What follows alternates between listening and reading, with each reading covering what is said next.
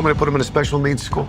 Jenna knows I'm broke. She knows you're still not over her. The man your age shouldn't be living with his father. Hey guys, Society Reviews here in my review of the film Ezra. Hollywood has had a tough time dealing with the subject matter of kids with autism in movies.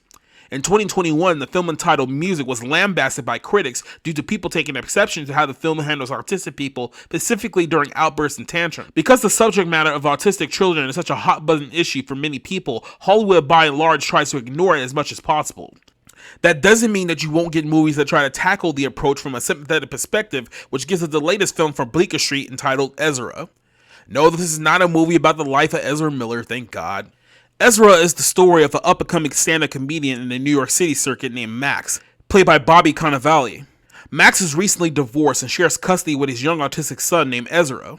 Max is on the cusp of getting his big break by being able to do stand-up comedy on the Jimmy Kimmel Show, which would give him national recognition. Before he can get his big break, Max has to deal with Ezra, who's been acting out of school as being threatened with expulsion. Max refuses to put his kid in special school or give him any drugs that can alter his behavior, so Max decides to kidnap his son and take him on a journey across the country to Los Angeles so he can perform on Kimmel. While Max's heart is in the right place, his brain certainly is not, as his decision to take his son from New York to LA has put him on the forefront of a national manhunt that could take his situation far worse than he ever imagined. Ezra is a film that is a character study of two people. The core of this movie is a father's relationship with his son. You have the character of Max dealing with the reality that his son is autistic and refusing to allow him to fall into the category of special needs. Then you have the character of Ezra, who's a young boy with many tics, who's trying to navigate his life in the middle of his parents being divorced. When Max can't figure out what his next step should be, he goes to his father, played by Robert De Niro, for advice, even though he tends to never listen to his advice when it's given. The movie tries its best to portray the reality of a fractured family, yet still can't manage to do it outside of the Hollywood lens. Normal Americans are not going to identify with the plight of a stand-up comedian who's being toggled between New York City and Los Angeles.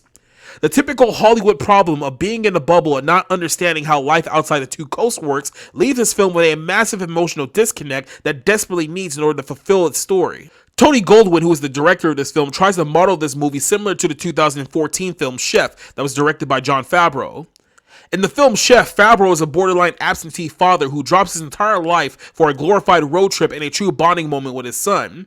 Ezra tries to replicate that same dynamic, but the problem is the protagonist is too selfish about his own well-being to truly dedicate the time needed to have a true relationship with his son. The character spends too much time worrying about how the world is going to perceive Ezra rather than stopping and questioning how his son's life is going to be easier. The film has an ensemble cast of actors that you've seen in previous projects such as Rose Byrne, Rainn Wilson, and Vera Farmiga.